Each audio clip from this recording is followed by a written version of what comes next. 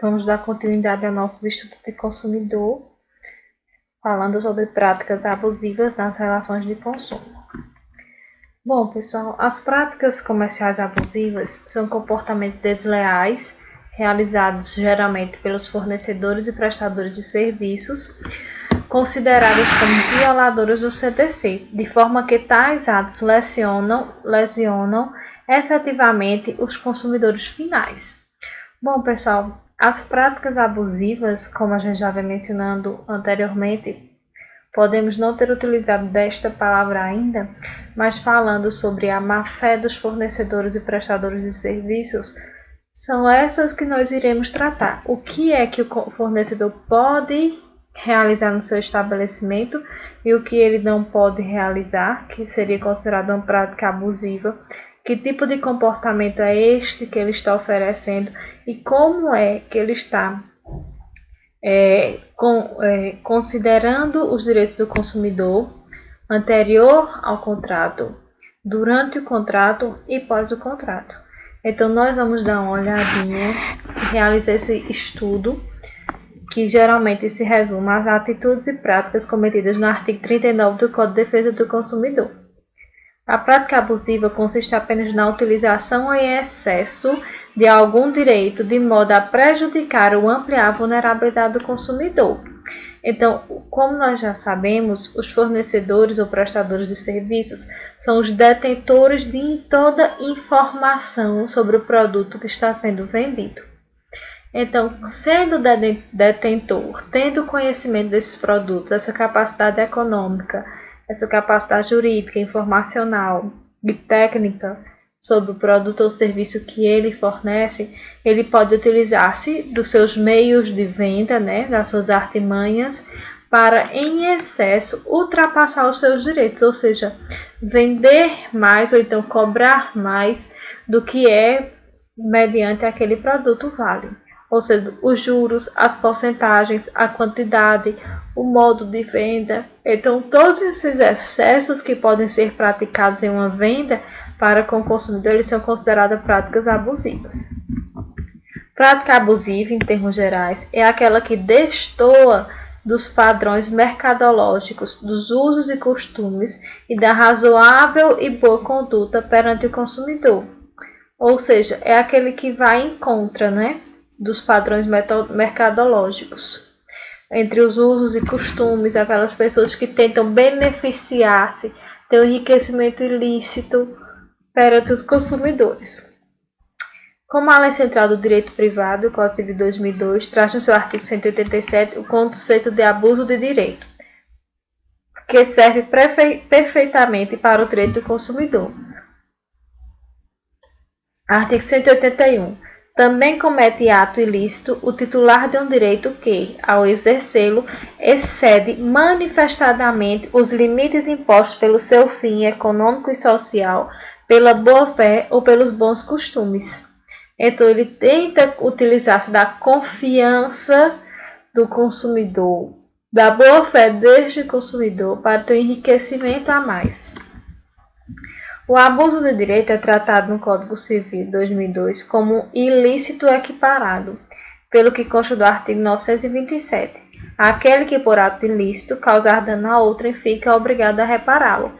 Então, utilizando-se do artigo do Código de Defesa do Consumidor, utilizando-se do Código Civil, nós temos que, detectado esses excessos, essas práticas abusivas, o fornecedor, prestador de serviço, terá que arcar com os danos causados a outrem, tendo que repará-los, indenizá-los. Além da consequente imputação para a reparação dos prejuízos suportados, o abuso de direito tem o condão de acarretar a nulidade dos atos e negócios correspondentes. Esse, aliás, é o espírito do artigo 51 do Código de Defesa do Consumidor, ao consagrar o rol de cláusulas nulas por abusividade. Nós já vimos anteriormente alguns rolos, alguns incisos do artigo 51, no qual ele fala que alguns atos vêm a ser considerados nulos mediante excessos que são cometidos. Então, também serão tratados aqui mediante as práticas abusivas, os motivos das nulidades. A propósito, nos termos do artigo 166, inciso 2º, é nulo o negócio jurídico quando houver ilicitude do seu objeto. Então, eu vendo um objeto defeituoso, eu não presto a devida assistência contratual e pós-contratual, eu tenho enriquecimento ilícito sem causa, eu vendo produtos em duplicidade, sem que o consumidor tenha essa necessidade. Então, são alguns exemplos de práticas abusivas. O primeiro dos exemplos que nós vamos utilizar para as práticas abusivas é a venda casada. A venda casada, como todos nós já conhecemos, compra um e leva dois. Compra o shampoo e leva o condicionador. Compra o condicionador e leva um sabonete, por exemplo. Compra a pasta de dente e leva uma escova. Então, essas são vendas casadas. O que a gente vê bastante. Pensamos nós, consumidores, em estar em vantagem realizando essa venda casada, mas muitas vezes o consumidor vem a encontrar-se em desvantagem, mas pela propaganda, pelos excessos causados, o consumidor não tem o devido conhecimento de quanto verdadeiramente aquele produto vale para que ele venha a ser pago. A venda casada, não sendo apenas abusiva, como também é caracterizada crime. A Lei 8.137/90, artigo 5º, inciso 2º, constitui crime da mesma natureza subordinar a venda de bem ou a utilização de serviço à aquisição de outro bem ou ao uso de determinado serviço, pena de detenção de 2 a 5 anos ou multa. Então, aqui nós já podemos constatar que a venda casada tanto é considerada uma prática abusiva, como mediante os seus excessos, ela pode vir a ser caracterizada como crime, tendo uma pena de detenção de 2 a 5 anos ou multa. Então, sim, pessoal, o Código de Defesa do Consumidor também pode levar um fornecedor à prisão. E como nós sabemos, as ações elas são cumulativas, podemos responder ao mesmo tempo com ação civil, penal, administrativa e assim por diante. O Código do Consumidor demonstra, no seu artigo 39, hipóteses em que é vedado ao fornecedor de produto ou de serviços de utilizar aqueles atos por serem abusivos, ou seja, as práticas demonstradas não são admitidas pelo atual ordenamento jurídico. O rol do dispositivo legal supramencionado é exemplificativo, ou seja, não se limita apenas às situações nele expostas, servindo estas como referência interpretativa para todas as outras que podem se enfrentar no dia a dia. Então, pessoal, como mencionei, a base de estudar a prática abusiva será do artigo 39.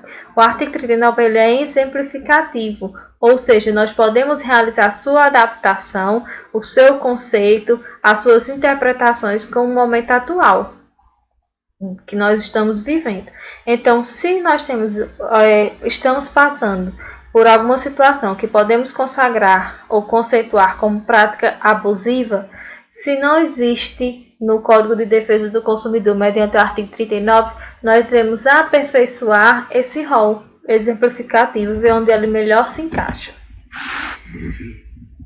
Está diante de infrações ao Código do Consumidor, podendo o fornecedor incorrer, conforme o caso, nas mais diversas sanções administrativas, sem prejuízo da natureza civil, penal e das definidas em normas específicas. Nós vamos ver o artigo 56 no próximo slide sobre sanções administrativas. E como eu disse, as sanções elas podem ser cumulativas, natureza civil, penal e administrativa. O PROCON será competente para aplicar a respectiva sanção ao fornecedor que se utiliza de prática abusiva em seu dia a dia, lesando o consumidor. Além deste, segundo o poder, procurar indenização para os danos por ele degustados junto à esfera civil, através do juizado especial civil ou até a detenção do fornecedor na esfera criminal. Então, quais serão os órgãos de fiscalização? Nós sabemos que o Estado ele deve e tem o poder de fiscalizar as práticas consumeristas. O PROCON é um dos seus poderes, interpretados para nós, veiculados para que nós podemos realizar denúncias e para que nós podemos restituir os nossos direitos. Então, e a questão da indenização, mediante o PROCON, que muitas vezes não utiliza casos indenizatórios, ele só restitui alguns direitos muitas vezes. Podemos utilizar da esfera comum, né, da justiça comum, para realizar tais processos. Então, pessoal, vamos começar aqui com o artigo 39. É vedado ao fornecedor de produtos ou serviços, dentre outras práticas abusivas. Primeiro, condicionar o fornecimento de produto ou de serviço ao fornecimento de outro produto ou serviço, bem como sem justa causa, a limites quantitativos. Então, pessoal, esse condicionar um produto a outro produto ou serviço, nós acabamos de conceituar mediante o artigo 5º, inciso 2º da Lei 8.137 de 90, que nós estamos denominando como venda casada. Então, esse primeiro inciso do artigo 39, ele já nos traz aqui a proibição da realização da venda casada e também nos traz a questão dos seus limites quantitativos. Então, a venda casada, nós já vimos que ela é proibida, que ela é considerada uma prática abusiva e muitas vezes, mediante as suas características e forma de prática, é considerada crime. Então, nós temos que esse condicionamento, ele é considerado abusivo. Então, o fornecedor, o prestador de serviços, ele não pode condicionar, ou seja, obrigar o consumidor a adquirir um produto somente se levar o outro. Então, nós temos dois tipos de situações. Nós temos o valor do produto unitário e nós temos o valor do produto na venda casada. Porque nós, se formos calcular, nós vamos prestar atenção que a venda casada, ela não nos traz muitos benefícios, diferente do que os fornecedores realizam nas suas publicações, nas suas propagandas, onde o produto cai pela metade do preço, onde você só paga pelo valor de um único produto, levando dois. Então, isso praticamente não existe. Nós sempre estaremos pagando pelo valor de dois produtos. Então, o que aqui pode acontecer para desconfigurar ou descaracterizar a venda casada? A venda casada é um condicionamento da compra de um produto ou serviço para que você leve outro de imediato. E mesmo você querendo realizar a venda casada, adquirir a venda casada, muitos fornecedores estão limitando a quantidade de produtos. Pois é um produto de grande procura no mercado, então não vou deixar você, consumidor, levar 5 unidades. Podem levar somente 2, porque vai faltar para outrem. Se o consumidor ele tem condições de arcar com as despesas sobre aquele produto que ele deseja e não possui uma justificativa de interesse público, de caso fortuito ou força maior, para a sua não compra, a sua proibição de compra, o fornecedor não pode estar limitando o consumidor a comprar da quantidade que ele deseja, tendo este condições financeiras para arcar com esta compra. Então já começa aí. E a venda casada, ela tem que ser explícita, demonstrando para o fornecedor que, caso ele não queira realizar a venda casada, ele tem a opção de comprar somente um dos produtos que estão sendo condicionados e pagar por este único produto o valor real deste. Então, o fornecedor ele tem que dar essa opção ao consumidor. Se ele quiser levar um produto da venda casada, tudo bem, mas sem que haja uma coação, uma obrigação que o fornecedor está passando para o consumidor. Não pode existir essa obrigação, ela tem que ser tratada de maneira de opção. E caso o consumidor não queira levar aquele produto que está na venda casada como tema de promoção, então o fornecedor tem que demonstrar para o consumidor que ele pode sim levar o produto unitariamente, pagando pelo valor deste. Então vamos aqui pelas observações escritas. Proíbe a venda casada descrita e especificada pela norma. Veda-se que o fornecedor ou prestador submeta um produto ou serviço a outro produto ou serviço, visando um efeito oportunista para a venda de novos bens, porque, como eu mencionei para vocês, para nós, o fornecedor coloca aquela venda casada como uma promoção, nos dando um pequeno abatimento de preço ou nos simulando um pequeno abatimento de preço. Mas, na verdade, aquela venda está sendo caracterizada como oportunista, um efeito oportunista do fornecedor, tanto de ele se livrar de um produto no estoque que não tem saída, como dele realizar um ganho a mais sobre aqueles produtos. Afasta-se a limitação de fornecimento sempre que haja justa causa para tanto, o que deve ser preenchido caso a caso. Como mencionei para vocês, quando o consumidor quer adquirir vários produtos e o fornecedor não quer lhe permitir essa venda por ser um produto procurado no mercado, este não poderá realizar essa limitação. Somente poderá caso tenha uma justificativa, um caso fortuito, uma força maior, um caso de necessidade pública. Então, ele pode sim estar limitando. Por exemplo, a questão da limitação. Nós tivemos aí, ano passado, se eu não me engano, a questão da greve dos caminhoneiros, no qual os caminhoneiros deixaram de transportar os produtos fornecidos. Então, ficamos limitados aí na gasolina, ficamos limitados nos supermercados. Isso sim justifica a limitação quantitativa de produtos ou serviços. Um caso fortuito, uma força maior, não estamos recebendo a gasolina. A gasolina ela está limitada. Então, vamos limitar 10 litros por veículo. Ok, é justificável? É. Estamos passando por um caso fortuito? Estamos. Então, sim, esse motivo é justificável. E o caso da nossa pandemia, se houver a questão do lockdown aqui para o nosso estado, para o nosso interior, na verdade, não é isso? Se ocorrer essa necessidade que as empresas constatem, comprovem que não estarão recebendo produtos em excesso, ou seja, que os seus estoques não estão sendo garantidos para longo tempo, porque o nosso tempo dessa pandemia é indeterminado. Então, o que é que pode acontecer? A limitação da venda desses produtos, para que venha a ser vendido igualitariamente para todos aqueles que necessitam. Aí sim são justificativas que o fornecedor pode limitar a venda de um produto. Se não houvesse justificativas, o consumidor, tendo condições de arcar com as despesas destes, pode levar da quantidade que desejares. Ampliando-se o sentido da vedação, conclui-se que é venda casada a hipótese que o fornecedor somente resolve um problema quanto a um produto ou serviço se o outro produto ou serviço for adquirido. Interpretação do sentido de justa causa. Exemplo, o lojista faz promoções do tipo compre 3 e pague 2. São válidas desde que o consumidor possa também adquirir uma peça apenas, mesmo que tenha que pagar mais caro pelo produto único no cálculo da oferta composta, o que é natural, já que a promoção barateia o preço individual.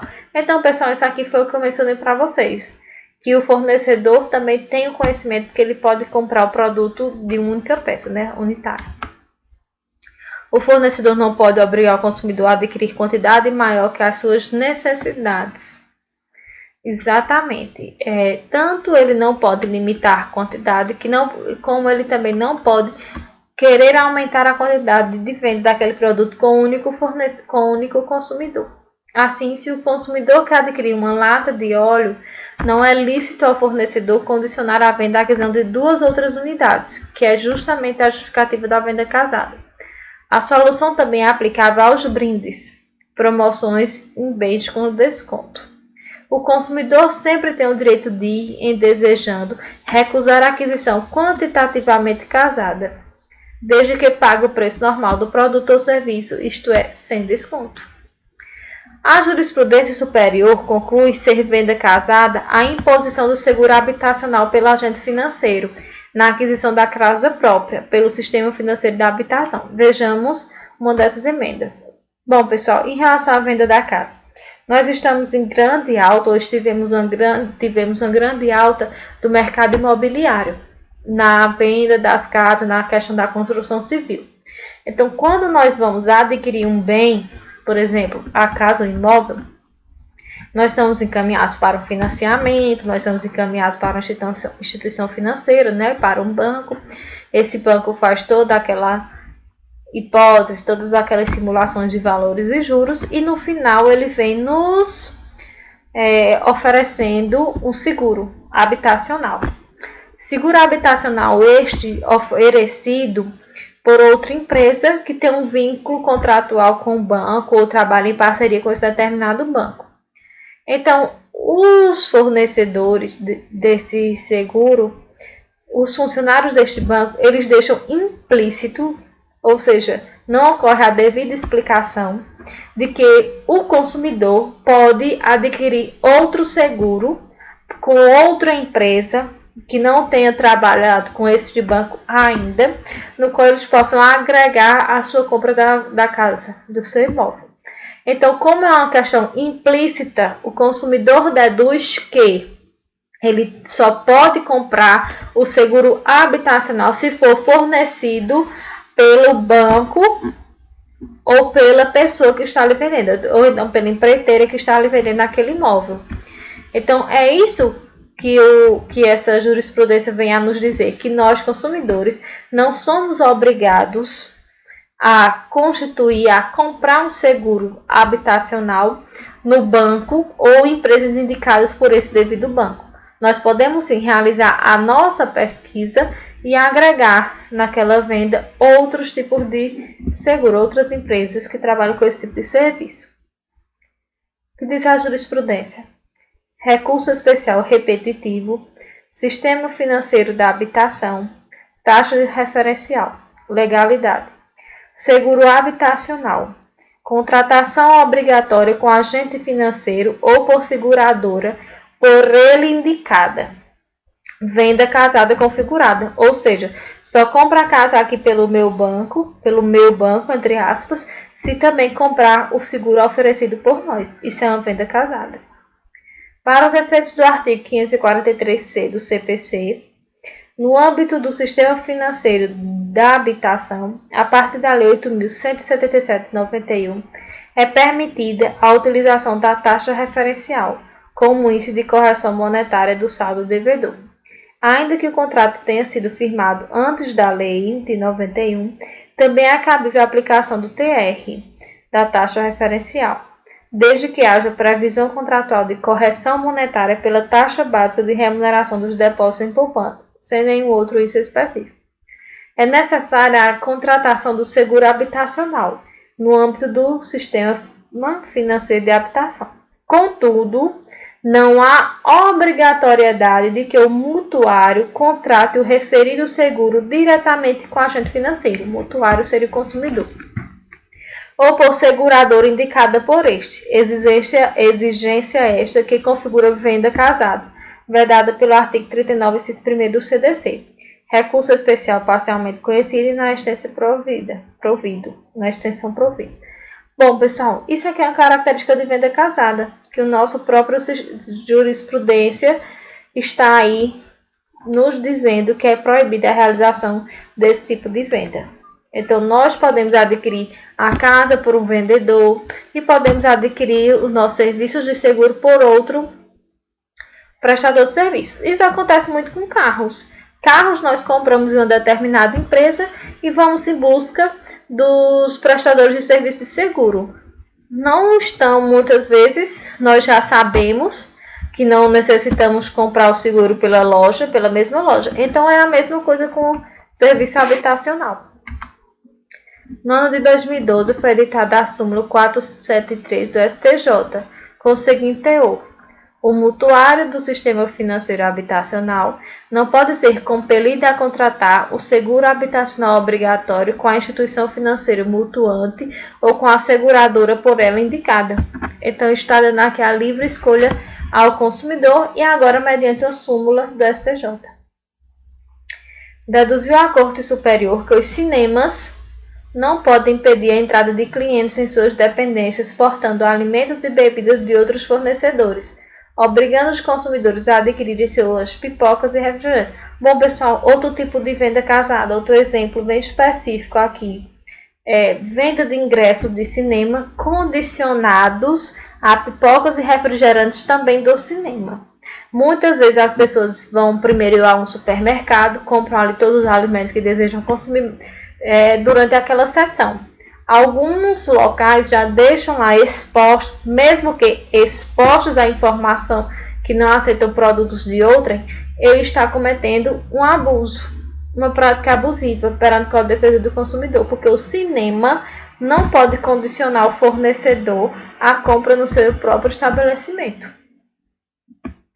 Conforme consta na emenda do acórdão, ao fornecedor de produtos ou serviços consecutariamente não é lícito, dentre outras práticas abusivas, condicionar o fornecimento de produto ou de serviço ao fornecimento de outro produto ou serviço.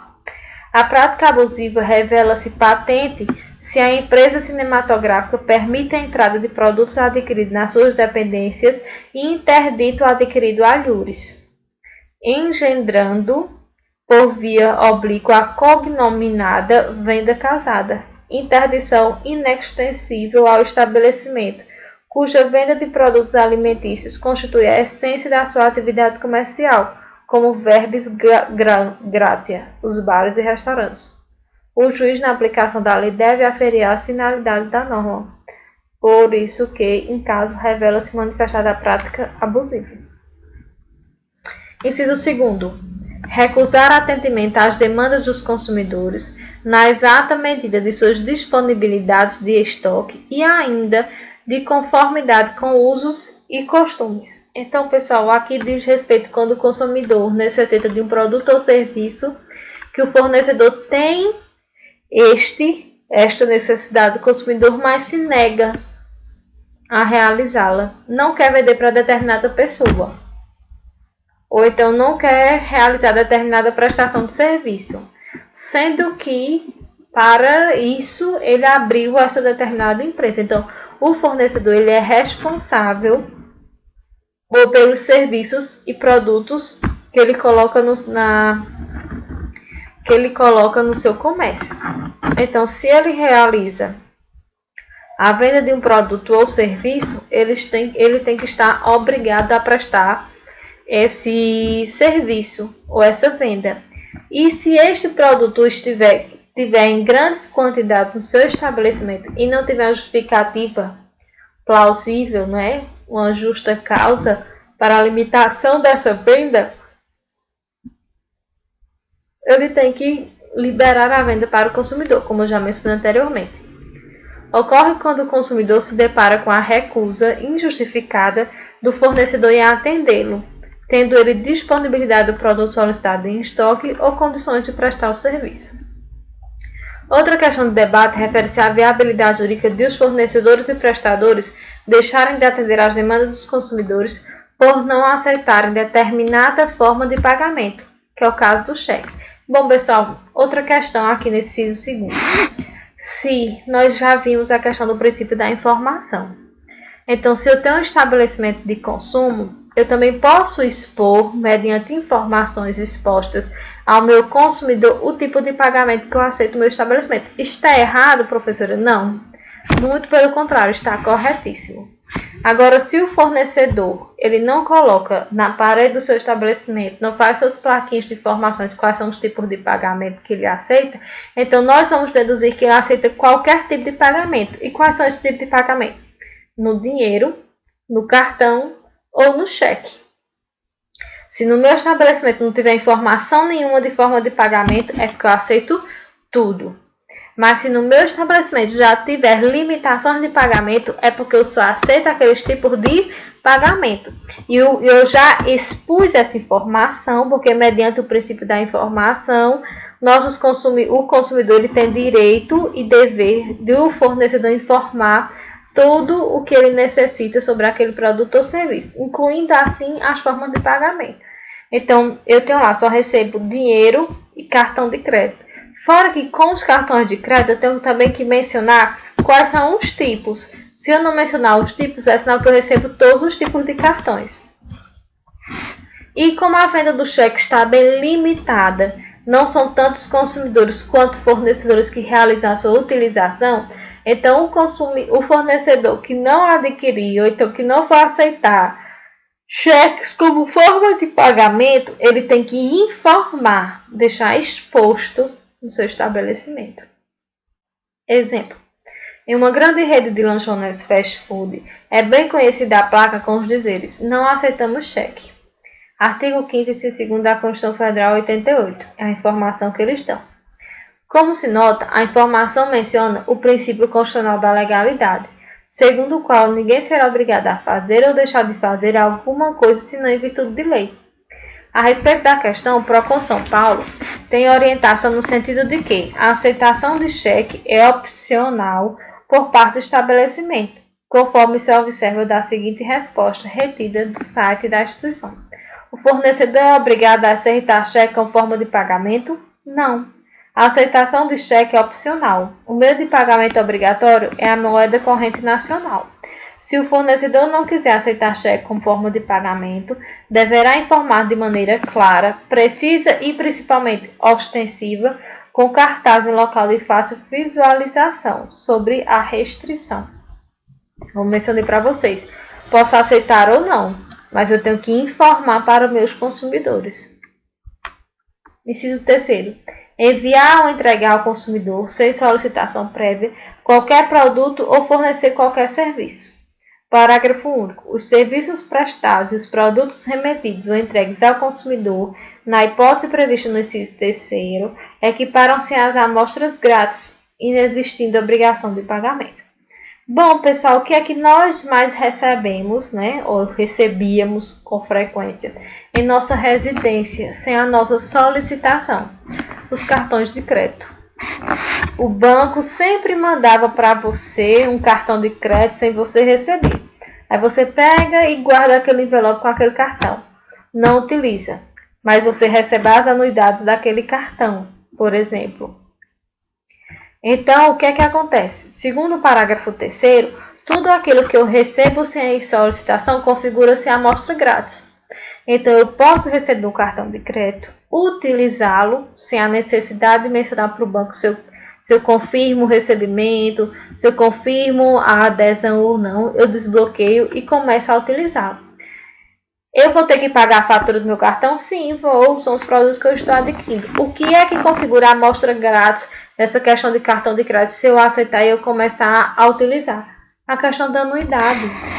Se eu não solicitei, se eu não estava precisando, mas mesmo assim o banco me encaminhou, segundo o meu Código de Defesa do Consumidor, é uma amostra grátis. Então, se for amostra grátis em relação aos cartões de crédito, eu vou deduzir que eu não vou pagar anuidade sobre aquela prestação de serviço. Então, se eu receber um cartão de crédito na minha residência e começar a utilizá-lo, o cartão não pode ter taxas. O meu cartão não pode ter anuidade. Por quê? Porque ali foi um benefício que o banco quis me ofertar, me oferecer. Entenderam, pessoal? O envio de produtos sem solicitação é prática abusiva, bem como no mercado de consumo. É verdade ao fornecedor exigir do consumidor a manifesta recusa, pois o novo Código Civil não aceita o silêncio, por si só, como manifestação de vontade. Então, quem cala consente. Será que ainda é assim? Artigo 110. A manifestação de vontade subsiste ainda que se o autor haja feito a reserva mental de não querer o que manifestou, salvo se dela o destinatário tinha conhecimento. Então, é como eu acabei de mencionar. Não liguei para o banco para dizer se aceito, se iria aderir ou não, mas desbloqueei e comecei a usar. Então, eu estou utilizando aquele produto. Mas, mesmo assim, ele continua com a amostra grátis. Eu vou pagar somente o que eu utilizei. A reserva mental ocorre quando o agente voluntariamente declara sua vontade. É a divergência entre o ânimos e a declaração. Com isso, prevalece o conteúdo da vontade que foi exteriorizada pelo agente. A vontade que o agente guardou para si será irrelevante para o direito. Se faz presente o envio de cartão de crédito sem que haja qualquer pedido por parte do consumidor, como mencionei como exemplo. Presentes danos advindos dessa conduta ilícita, surge o dever de reparar por parte da empresa emitente. Então, se eu tiver algum prejuízo devido àquele cartão de crédito, a empresa que emitiu vai ter que reparar. Vamos aqui a essa jurisprudência. Recurso especial, consumidor, ação civil pública, envio de cartão de crédito não solicitado. Prática comercial abusiva. Abuso de direito configurado. O envio do cartão de crédito, ainda que bloqueado, sem pedido pretérito e expresso do consumidor, caracteriza-se prática comercial abusiva, violando frontalmente o disposto no artigo 39, inciso 3º do Código de Defesa do Consumidor. Doutrina e jurisprudência acerca do tema. Recurso especial provido. Entendeu, pessoal? Então, nós já temos esse conhecimento sobre essa prática abusiva, sobre essa amostra grátis, que são esses produtos enviados sem solicitação. Mais recentemente, pontue-se que a questão se consolidou que a Corte editou a súmula 532 do ano 2015, segundo a qual constitui prática comercial abusiva o envio de cartão de crédito sem prévia e expressa solicitação do consumidor, configurando-se ato ilícito indenizável e sujeito à aplicação de multa administrativa. Então, se surgir algum dano causado por esse cartão a esse consumidor, quem irá repará-lo mediante a súmula 532 é quem? O fornecedor. Em complemento, deve-se entender que, no caso do envio de cartão de crédito sem solicitação, caso o consumidor queira com ele permanecer, não se pode cobrar pela anuidade, pela presença da citada amostra grátis. Nós já que temos mais outra jurisprudência falando sobre o tema. Prevalecência da fraqueza ou ignorância do consumidor, tendo em vista sua idade, saúde, conhecimento ou condição social, para impedir-lhe seus produtos ou serviços. Bom, pessoal, isso acontece porque nós temos vários tipos de consumidores. E um desses são idosos e crianças. Os idosos, nós vamos tirar como exemplo a sua necessidade na saúde. A grande quantidade de remédios que eles necessitam comprar ou então que eles necessitam adquirir, né, nesse decurso de tempo.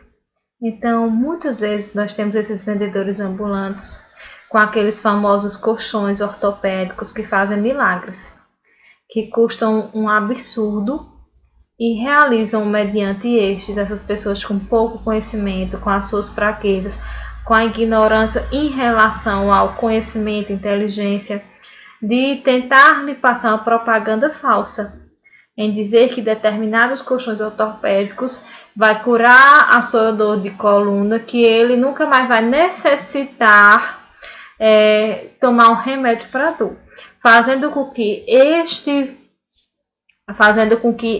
consumidor ele deixe de cuidar de sua saúde por uma propaganda abusiva, tendo como finalidade desse fornecedor somente o enriquecimento ilícito de determinados valores, porque nós sabemos que esse tipo de produto é muito caro. O comando visa afastar o aproveitamento da condição de hipervulneráveis de determinados consumidores, caso dos idosos maiores de 60 anos e de pessoas com deficiência intelectual ou culturais. Por diversas razões, há que se aceitar que o grupo dos idosos possui uma vulnerabilidade especial, seja pela sua vulnerabilidade técnica exagerada em relação às novas tecnologias, sua vulnerabilidade fática quanto à rapidez das contratações, sua saúde debilitada, a solidão do seu dia a dia, que transforma um vendedor de porta em porta, um operador de telemarketing, talvez na única pessoa com a qual tenha contato e empatia naquele dia, sem falar a sua vulnerabilidade econômica e jurídica. Então, sabendo dessa quantidade de vulnerabilidades que uma pessoa pode vir a ter, o que é que tenta se realizar?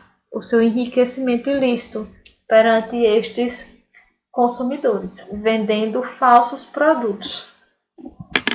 Nós tivemos aqui, mediante uma decisão do Tribunal Catarinense, onde disse: faz jus à indenização por danos materiais e morais consumidor idoso com 81 anos que, sob promessa de dispensa de medicamentos, ludibriado, adquirir a almofada térmica vibratória, em que pesa a relatividade do efeito da revelia, tal só pode ser ilidido por fortes elementos de convicção em sentido contrário do constante dos autos.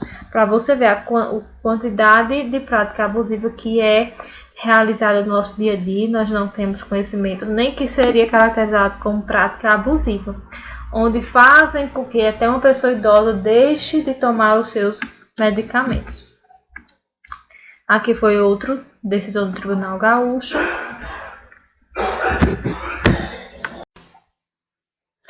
Inciso 5º. Exigir do consumidor vantagem manifestamente excessiva, ou seja, cobrar valores a mais do que verdadeiramente aquele produto ou serviço oferece, ou necessita, ou vale, né? Então, nós temos aí, oferecemos um valor para um determinado produto, o consumidor deseja parcelá-lo, e o que é que o fornecedor faz? Parcela mais com juros. No final das compras, o consumidor, neste caso, vai estar pagando o dobro do que ele teria comprado, não é? Com essas manifestações excessivas do consumidor, do fornecedor, em querer enriquecer-se perante o seu consumidor. Está na cobrança indevida por serviços não prestados, gerando evidente enriquecimento sem causa do fornecedor. São direitos básicos do consumidor a proteção contra práticas abusivas no fornecimento de serviços e a efetiva prevenção ou reparação de danos patrimoniais. Então, se configurar que essa parcela que eu fiz, os juros estão excessivos, eles estão aumentando a cada mês, então está ocorrendo aí uma prática abusiva no qual eu vou poder ser indenizada, não é?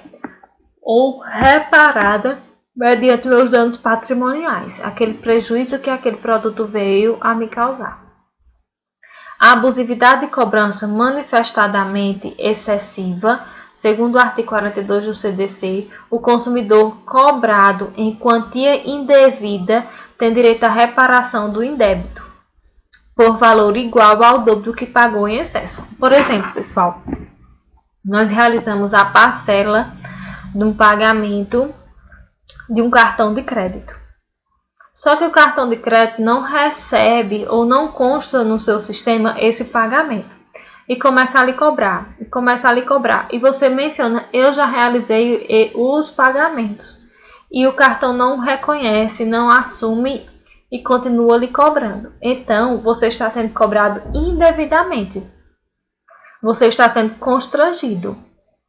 Então, o que é que você pode realizar? Um pedido de indenização. Você vai solicitar o pagamento em dobro daquela cobrança indevida. É isso que nos traz o nosso CDC, artigo 42. A exemplo da previsão do artigo 51, que são as nulidades, inciso 4º do CDC, o presente dispositivo veda a lesão objetiva e a onerosidade excessiva, tidas como geradoras de práticas comerciais abusivas. Com razão importante do preceito, ocorre a vedação do enriquecimento sem causa, constantes no artigos 884 e 886 do Código Civil. Bom, pessoal, aqui vem falando sobre uma jurisprudência de um pagamento de cheque calção. Depois vocês deem uma lidazinha. Inciso 6º. Executar serviços sem a prévia elaboração de orçamento e autorização expressa do consumidor, ressalvadas as decorrentes de práticas anteriores entre as partes. Pessoal, tudo que nós vamos comprar, nós necessitamos realizar um orçamento. Nem que você compre naquela mesma loja, mas você precisa saber quanto é que aquele produto ou serviço vale ou é cobrado para saber se você tem condições de arcar com essa cobrança, com esse valor. Então, você tem esse orçamento. Você vai comprar de acordo com as suas necessidades e de acordo com as suas condições de pagamento. Então, quando eu realizo um orçamento, o orçamento ele também possui prazo. O nosso Código de Defesa do Consumidor nos dá um prazo mínimo de 10 dias, podendo este ser superior ou inferior mediante negociação entre as partes. Então, eu faço orçamento hoje, se não realizar nenhum prazo para aquele orçamento conversado bilateralmente entre as duas partes, o que é que acontece? Eu posso ter um prazo maior para voltar a adquirir aquele produto pelo mesmo preço. Se não for realizado nenhum acordo em relação ao prazo sobre aquele orçamento que eu peguei nessa loja, então deduz que são de 10 dias, porque são os prazos ofertados pelo Código de Defesa do Consumidor. Então, eu tenho 10 dias para voltar naquela loja, adquirir aquele produto com aquele mesmo valor do orçamento que eu tinha anteriormente. E para que eu autorize um serviço, no caso, o serviço eu também tenho que ser feito orçamento, data de entrega, data de início e data de fim da prestação do serviço. e também tem que ter a minha autorização expressa, ou seja, eu tenho que demonstrar a minha vontade de adquirir aquele serviço. Se não for feito nenhum orçamento e não for feita nenhuma autorização mediante as partes, o consumidor está tentando ter um enriquecimento excessivo, porque como eu não deduzimos valores anteriores, qualquer coisa que eu cobrar, o consumidor vai ter que me pagar, porque o serviço já foi prestado. Não é bem assim. E é justamente isso que nos diz o inciso 6º. A exigência de orçamento prévio para a prestação de um serviço é a aplicação da boa-fé objetiva à fase pré-contratual do negócio de consumo, por representar a incidência do dever anexo da informação, a não ser nas hipóteses em que as partes já negociaram previamente, sem a sua elaboração, o orçamento ele é obrigatório. O que é que nos diz o artigo 40? O fornecedor de serviço será obrigado a entregar ao consumidor orçamento prévio, discriminando o valor da mão de obra, dos materiais e equipamentos a serem empregados, as condições de pagamento, bem como as datas de início e término dos serviços. Parágrafo 1º. Salvo estipulação em contrário, o valor orçado terá validade pelo prazo de 10 dias, contado de seu recebimento pelo consumidor. Então, como mencionei, o Código de Defesa do Consumidor nos dá um prazo de orçamento de 10 dias. Uma vez aprovado pelo consumidor, o orçamento obriga os contraentes e somente pode ser alterado mediante livre negociação das partes. Então, pessoal, o que é que nos diz o parágrafo 2º? Fechei um orçamento da compra de uma casa. A casa vai ser R$100.000. Vão começar a construir, mas a empreiteira já fez tudo e me disse que vai dar R$100.000. Fechamos o pagamento. Na elaboração, na construção da casa, foi-se vendo e percebendo que iria ocorrer a necessidade de aumentar o valor desse orçamento. Mas o fornecedor ele não pode aumentar por si só. Ele tem que ter uma autorização expressa do consumidor. Então, só pode ocorrer o aumento desse orçamento já fechado e estipulado mediante negociação das partes. E somente se a parte concordar. Por quê? Deduz-se que esse tipo de fornecedor, empreiteiro, por exemplo, ela já tem costumes, ela já tem praça, ela já trabalha com isso. Então, o seu trabalho de dedução de orçamento já é baseado em outros serviços, no qual já possui conhecimento. Então, se foi R$100.000 que ela disse que iria dar naquela casa, já foi sabendo ela, mediante a sua experiência, quanto o consumidor iria gastar, sendo realizado somente perante a aceitação desse consumidor. Senão, o fornecedor terá que prestar o serviço sobre aquele valor orçado. Parágrafo 3º. O consumidor não responde por quaisquer ônus ou acréscimo decorrente da contratação de serviço de terceiros não previsto no orçamento prévio. Então, eu contratei a empreiteira para realizar a construção de minha casa. Mas ela pegou e contratou outra empresa de serventes para realizar a obra. Então, é responsabilidade de quem? Do empreiteiro com a nova empresa. A minha responsabilidade de consumidora contratante é com a empreiteira. Qualquer desentendimento que venha a ocorrer mediante esse terceiro contratado não é de minha responsabilidade, ou seja, do consumidor.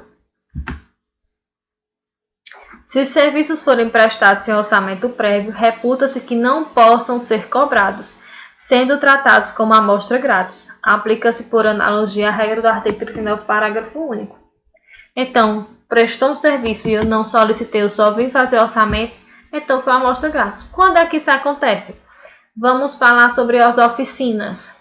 Muitas vezes deixamos o nosso carro para o proprietário da oficina ver o que é que tem, o que é aquele barulhinho. Deixo o carro, vou trabalhar, no final do serviço eu volto e digo, e aí, o que era o barulho? Eu deixei para você descobrir o barulho. Eles não, já troquei, era tal peça e tal peça e deu o valor X, R$30, por exemplo. Mas não, eu não solicitei, eu só queria saber qual era o defeito. Ah, mas eu já paguei. Então, de acordo com o Código de Defesa do Consumidor, o que é que nós vamos considerar? Que é uma amostra grátis. Por quê? Porque não houve um orçamento prévio e não houve uma autorização prévia do consumidor. Outra jurisprudência que eu trouxe para vocês. 7º. Repassar informação depreciativa referente a ato praticado pelo consumidor no exercício de seus direitos.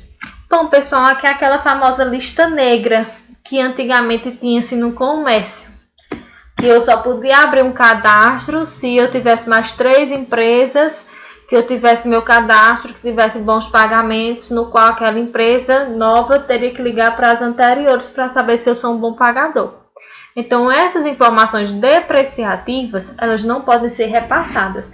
A lista negra que eu digo assim, aqueles consumidores que deram trabalho para determinada empresa, essa empresa não pode passar essas informações adiante.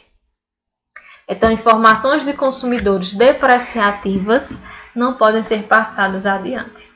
Este dispositivo representa uma importante garantia de acesso e preservação aos direitos do consumidor, ao proibir aos fornecedores a manutenção de cadastros ou bancos de dados acessíveis a terceiros ou, de qualquer forma, repassar a terceiros informações sobre os consumidores relativas ao exercício de seus direitos consumeristas, com o fim de prejudicá-los, qualquer que seja a forma ou intensidade do caráter depreciativo da informação.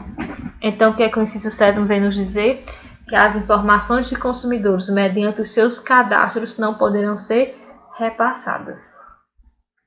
Veda as chamadas listas internas de maus consumidores, ou listas negras, em relação a consumidores que buscam exercer os direitos que a lei lhes faculta. Essa garantia não impede a manutenção de registro sobre o adimplemento das obrigações pelos consumidores, informações estas que não estão relacionadas com a imposição pelo consumidor do respeito a seus direitos. Veda que empresas que exploram determinados setores troquem nome de consumidores que ingressam em juízo para a tutela de seus direitos, com o fim de dificultar novas aquisições de bens de consumo. Então, pessoal, qual é a intenção desse inciso? É que não ocorra a divulgação dos seus dados pessoais ou de algum atraso que tenha acontecido, alguma dificuldade de pagamento dos consumidores, que para informações a terceiros, para que venham lhe dificultar, a compra ou aquisição de novos bens. Então, era isso que geralmente tinha antigamente, que hoje em dia muitas vezes nós não estamos vendo muito na prática, pelo menos a olho nu, que era uma atitude condicionada anteriormente àquelas vendas parceladas. 8. Colocar no mercado de consumo qualquer produto ou serviço em desacordo com as normas expedidas pelos órgãos oficiais competentes ou, se normas específicas não existirem, pela Associação Brasileira de Normas Técnicas ou outra entidade credenciada pelo Conselho Nacional de Metrologia, Normalização e Qualidade Industrial. Então, pessoal, o que é que vem nos dizer? Que todo produto ou serviço tem que ter um selo de qualidade. O selo de qualidade demonstra que aquele produto está apto, está adaptado às necessidades de cada consumidor e, mediante o rótulo de informações, vem avisando que é um produto de qualidade e quem pode consumir. Por exemplo, produtos de criança, brinquedos. Geralmente nós temos ali a qualidade da Inmetro, a qualidade da Estrela, vem mencionando a marca e o serviço de qualidade, se foi aprovado. Vem mencionando a idade que pode ser consumida aquele brinquedo, que pode ser comprado aquele brinquedo, e as formas, se tem peças pequenas ou não, para que crianças pequenas não venham a engolir. Então, é isso que vem nos dizer, que todo produto que está no mercado ele tem que ter o seu selo de qualidade, onde ele mencionar que é a ABNT e o Conmetro. O que é a ABNT? É o órgão responsável pela normalização técnica no país, fornecendo a base necessária ao desenvolvimento tecnológico brasileiro. É uma entidade privada sem fins lucrativos, reconhecida como o único foro nacional de normalização através da resolução 7 da Conmetro 92. E Conmetro é um colegiado interministerial que exerce a função de órgão normativo do Sinmetro e que tem o Inmetro como sua secretaria executiva, onde compete formular, coordenar e supervisionar a Política Nacional de Metrologia, normalização industrial e certificação da qualidade de produtos, serviços e pessoal, prevendo mecanismos de consulta que harmonizem os interesses públicos das empresas industriais e dos consumidores. Então, até isso, com a defesa do consumidor, possui sua vistoria, sua responsabilidade de selos de qualidade. O dispositivo do CDC visa a uma padronização de condutas, para que os consumidores não sejam expostos a situações de risco ou perigo pelos produtos postos em circulação no mercado de consumo. Presente a prática abusiva, caberão as sanções administrativas do artigo 56, com a possibilidade de apreensão de produtos sem prejuízo da responsabilização civil correspondente.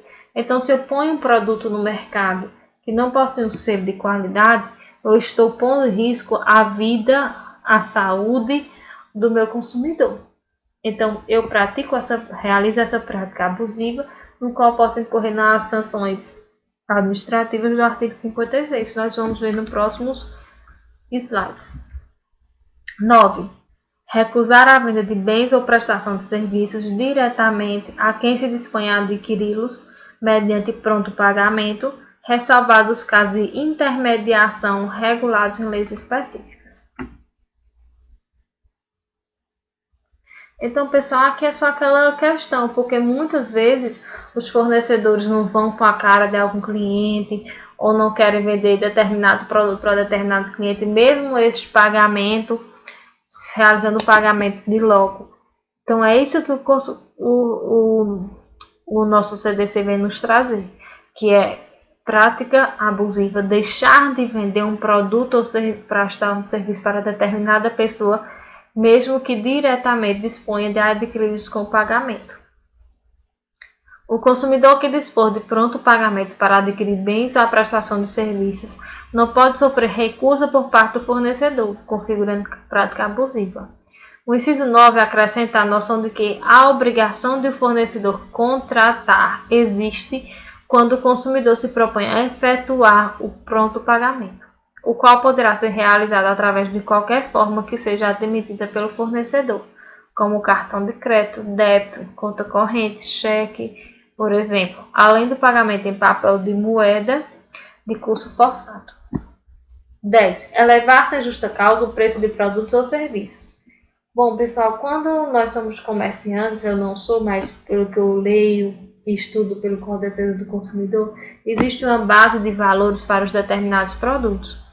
E esses valores eu não posso realizar os excessos de cobrança sobre eles, tipo o percentual do fornecedor em cima daquele produto adquirido. Então, não podemos correr esses excessos, porque se nós começarmos a cobrar o dobro, colocarmos o dobro em cima do que já nos é ofertado, nós estamos aí realizando o quê? Um enriquecimento ilícito. Então, realizando uma prática abusiva. Trata-se de mais um dispositivo que mantém relação direta com o artigo 51, que é a nulidade, né? Inciso 10, do próprio Código de Defesa do Consumidor, que considera abusiva a cláusula de variação unilateral de preço. A expressão justa causa deve ser interpretada de acordo com a realidade social de ampla tutela dos consumidores e, em casos de dúvidas, deve prevalecer a sua proteção. Então, até aquele caso da prateleira, que eu boto um valor na prateleira e depois quero cobrar outro ao consumidor só porque eu vejo que ele tem uma maior necessidade e condição de pagamento, ou que naquele momento eu vejo que ele está com um dinheirinho a mais e eu tento me enriquecer sobre isso. Nós temos aqui o aumento dos preços só será aceitável assim quando houver aumento dos custos, melhoria da qualidade, alteração substancial do produto com maior valor agregado. A prática de alteração do preço sem motivo representa afronta à boa-fé objetiva e as justas expectativas depositadas no negócio de consumo. Como é notório, não se pode aceitar atos praticados pelos fornecedores e prestadores com o intuito de surpreender os consumidores em relação ao originalmente contratado, situação típica do abuso de direito não tolerado pelo sistema consumerista. O artigo 173 da Constituição diz: ressalvados os casos previstos nessa Constituição, a exploração direta de atividade econômica pelo Estado só será permitida quando necessária aos imperativos da segurança nacional ou a relevante interesse coletivo, conforme definidos em lei. A lei reprimirá o abuso do poder econômico que visa a dominação dos mercados, a eliminação da concorrência e o aumento arbitrário dos lucros. Então, vimos essa prática abusiva, que o Estado deve ter o controle. Ainda que o fornecedor tenha liberdade para fixar o preço do produto ou serviço oferecido ao consumidor, deve demonstrar sobre quais fundamentos está alicerçando o aumento. Como eu disse, existe uma base de valores que o fornecedor só pode aumentar. Se for aumentar em excessivo, ele tem que fundamentar o que? A qualidade do produto. Pois se não ocorrer nenhuma medida do governo autorizando o aumento no preço de determinado produto ou serviço, como nenhuma elevação aos índices de inflação cobrados que fariam jus à aplicação, há carência de justa causa, e por conseguinte é considerado abuso e arbitrário o aumento do produto ou serviço. Bom, pessoal, botei aqui o 11 e o 13 porque o nosso CDC ele repetiu, tendo até que anulado um, revogado. Aplicar fórmula ou índice de reajuste diverso do legal ou contratualmente estabelecido. Então, no ato da contratação, o reajuste mensal no valor daquelas parcelas eram de 2%. Com o passar do tempo, foi aumentando para 3, 4, 5 e assim sucessivamente, considerando o enriquecimento ilícito perante o fornecedor e o abuso ilegal, do contrato de consumo. É comum no mercado a modificação unilateral dos índices ou fórmulas de reajuste nos negócios entre consumidores e fornecedores. O dispositivo veda tal comportamento, criando um ilícito de consumo que pode ser atacado civil ou administrativamente. Até porque nós sabemos, pessoal, que os processos que o fornecedor pode vir a responder, eles são cumuláveis. Se a prática foi considerada crime, se a prática foi considerada indenização civil, se a prática foi administrativa pelo PROCON, indenizações, esses órgãos estaduais do governo, então são cumulativas, podem responder de todas as formas. Mais uma vez, não se admite a mudança das regras do jogo por parte dos fornecedores e prestadores. A prática abusiva existe, pois não se pode admitir contrariedade ao que foi firmado com os consumidores ou a matéria regulada por normas de ordem pública.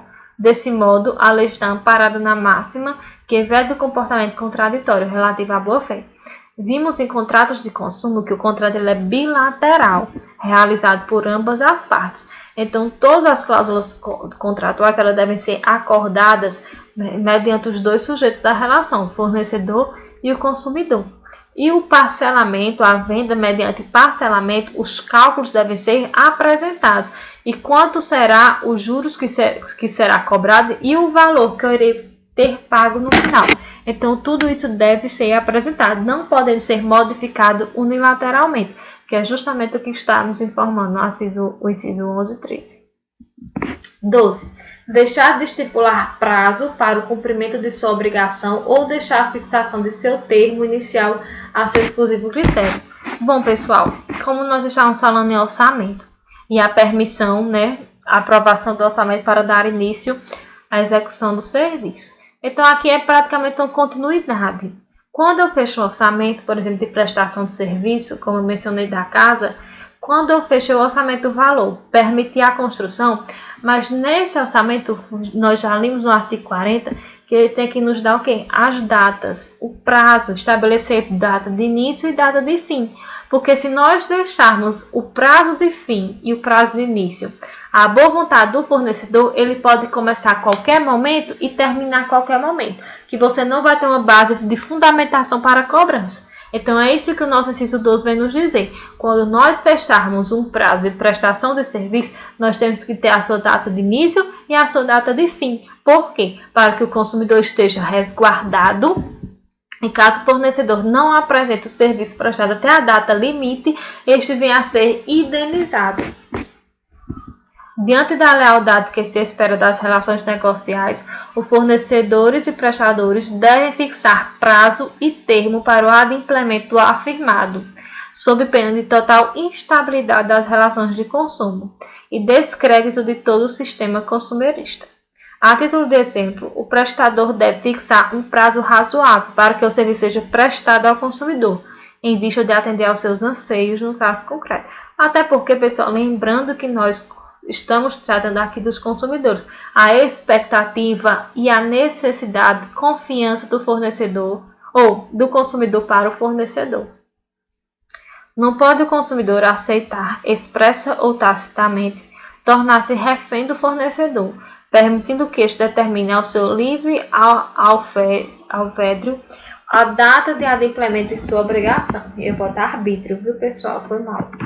Qualquer cláusula nesse sentido será nula pelo direito. Bom, pessoal, espero que vocês tenham entendido o conteúdo e eu fico esperando aí as dúvidas para concluirmos estes assuntos.